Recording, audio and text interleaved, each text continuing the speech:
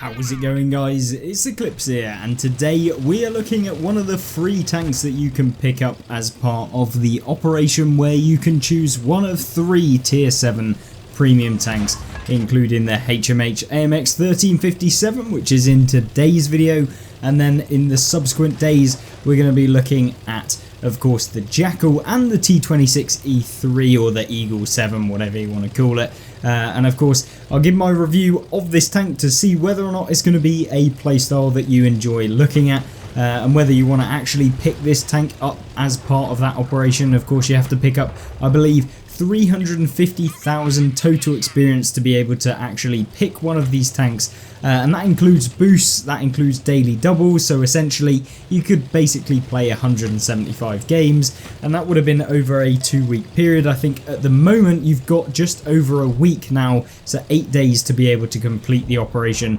and I think it shouldn't be too much of a difficult task. And if you are using boosters on top of that, so XP boosters, you can get this done really quickly and pick yourself up a free premium. So with that out of the way, and of course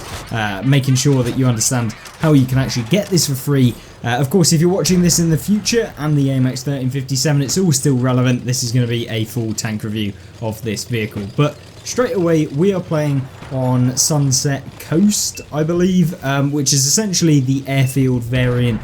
with all of the bushes, you know. Essentially what we're doing here is playing pretty aggressively on, of course, kind of your standard battle, and what we have in this tank is that it is a tier 7 auto-loading light tank that has a fast firing kind of 1 second, well, just under a second intricate reload, capable of dealing I believe 90 damage per shell, and you've got 8 rounds, so you can deal a total of approximately 700 plus damage with this vehicle. So it's got a fairly high amount of damage it can deal, and it kind of is like one of those little assassins that can kind of come in and it can deal a ton of damage if you use it in the right way, and that's really how you can take advantage, and it suddenly racks up the amount of damage that you're dealing to opponents, which is really surprising considering how much alpha damage each shell is doing, and it really relies on you firing premium, unfortunately, to make this tank work 100%. And I have a few gripes with the tank itself, and I don't think that it is necessarily the easiest of tanks to play when you're a new player, considering it requires a bit of understanding of the game, and of course when to go in, when not to go in, and it gets very easily punished, this vehicle. So if you're a brand new player and you're not entirely sure whether you think you're going to like it, it's kind of one of those that you will like over a longer period of time when you've got a bit more experience, and you can still really enjoy this tank. If you platoon with your mates, or you're coming on and you're just having a bit of a fun, this is actually a really fun one to play, because it does feel like you have that massive impact when you get through the game in the later stages, and you can rack up decent amounts of damage. It just takes, you know, a few games to have a good one, because the most part, you know, this tank is not the fastest light tank. It feels a little bit sluggish. It has a top speed of 60 kilometers an hour, which, although sounds pretty decent, I mean 60 kilometers an hour, much faster than most tanks, it struggles to really get up to that top speed, at least like very quickly. The acceleration on this tank is quite slow, and so you can find yourself feeling like you get caught out quite a bit by some of the heavy tanks, and definitely some of the mediums will be able to essentially find you out in the open. Now, this can be a bit of a pain, and as soon as you reach any kind of incline or any slope like you saw there, we lost a ton of speed as we were moving forward, and you see just even this gradual incline, we're down to 40 kilometers an hour, whereas a lot of other tanks, and light tanks in particular, don't lose as much of that speed as you get up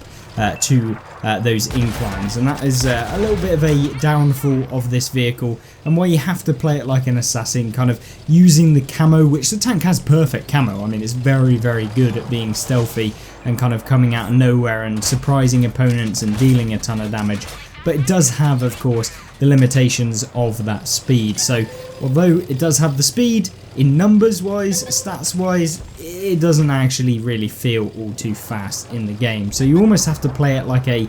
fast, very fast medium tank, and that kind of counteracts what you'd expect from this kind of fast firing agile tank that is supposed to be. which is kind of disappointing, but still you can make this tank work really well, and when you do find opponents from the back, or if you are good at positioning yourself in various locations, you can come away with a much better result, even if you do have to fire some of those premium rounds, and yeah, it is one of those, unfortunately. But in this game we've picked up 2,960 damage, and it felt like a blast doing it, because that is ultimately what you want to play World of Tanks like. And if you want the most competitive kind of light tank at this tier, I mean, you have things like the Alf Clawing's Panzer Panther, which is very, very consistent and one of my favourite tier 7 light tanks in the game. But this one is definitely something interesting, and although we did end up actually having a brilliant result for this tank, you know, picking up 3,300 damage, I just felt a little bit weird to play in my experience of playing it in the last couple of weeks. And that leads directly into the next gameplay that we do have, and this is on steps, and we are in a matchup that is, you know, fairly good for the tank that we're playing, and you're going to see some downfalls of the tank, because although the last game we were able to go in, you were able to remain undetected in portions of the game, there are some games where you're going to find yourself in a bit more of a struggle, and you're going to have to try and carry. And of course, when you do have an autoloader, you do have a long inch-clip reload, although not particularly onerous to this tank, only 11 seconds to 12 seconds roughly, depending on how you've set up your tank. It might be even more, maybe 14 seconds, but you know, you're able to kind of work that out with regards to positioning and making sure that every time you are reloaded you've got someone to shoot. And that's something that this tank will potentially do quite well, is kind of making sure that you do reposition, and you have the ability to do that with the speed, but like we say, not particularly the fastest, and that makes getting away from certain scenarios very difficult for you to do, because, you know, as we say, if you're caught in the open, or you get kind of like tracked in the open, or you get tracked anywhere, it takes a long time to get up to the top speed. You're not agile enough to kind of suddenly quickly get out of the way, and you can see here we're up to about 30 kilometers an hour, but it's been a few seconds and we could have quite easily been hit there,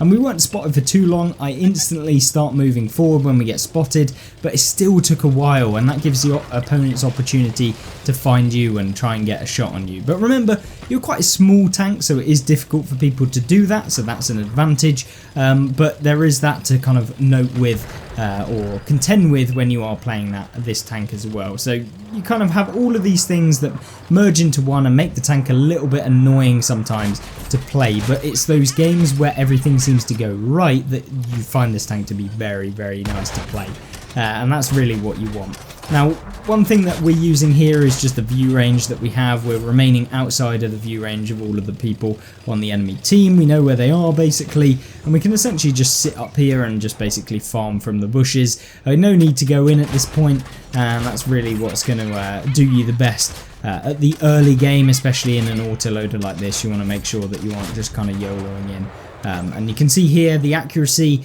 although very good, it does kind of feel a little bit lackluster if you don't actually take the time to fully aim in between your inch-clip reload, because of course having a really fast firing gun is brilliant and all, but the problem with this tank is that the aim time is actually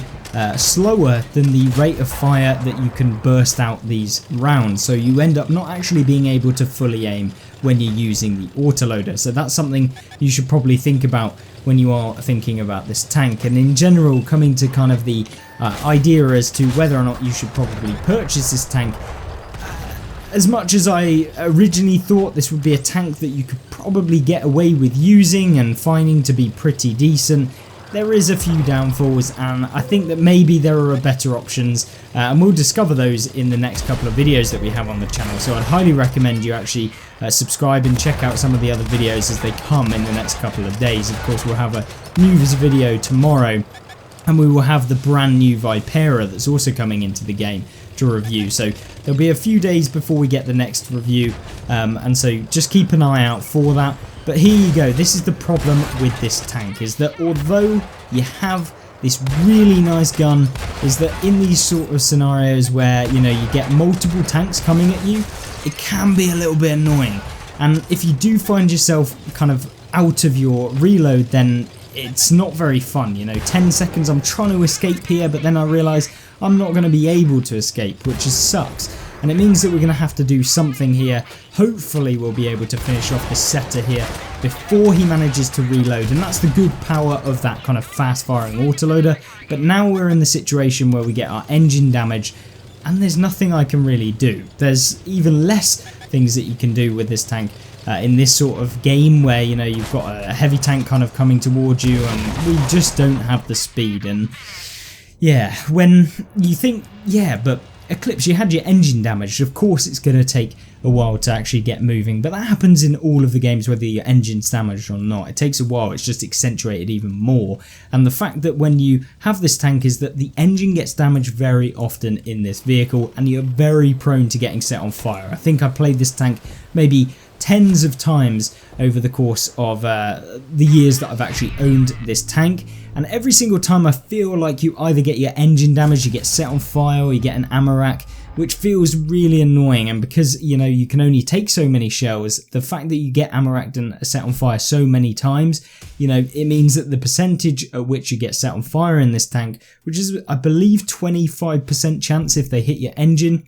and because it's a rear mounted vehicle, your engine's at the front, you get set on fire a hell of a lot. And you don't have the speed and mobility to kind of out-traverse opponents so that they don't even hit you in those close quarters engagements. Yeah, it can feel a little bit lackluster. And of course, you're having to fire a ton of premium in this thing to make it work. And I think that this is a really fun tank, don't get me wrong. But is it the tank for everyone? No. But is it the tank that you should be going for out of the operation? I think it's definitely one you should consider, but if you're after the most kind of comprehensive tank, then just as a quick summary, I would recommend going for the Jackal or the T26E3, but if you're after a bit more of a fun, interesting vehicle, then this one is definitely one to think about and probably go with, as this one has something that you don't usually see in World of Tanks, since we have a load of autoloaders like the Jackal in the game, and we have a load of single shots like the T26E3. So, you know, think about it in that way, and hopefully this was a good review of the tank. I think it was a fairly kind of overall aspect of what this tank can do, and hopefully you enjoyed. But stay tuned for those videos coming, and of course the Vipera, the first Italian tank destroyer in World of Tanks console, and hopefully it's not too overpowered when it does drop. I don't think it will be, but it will definitely be boring for the majority of players. But let's jump into those tomorrow, and I hope I see you there. Goodbye.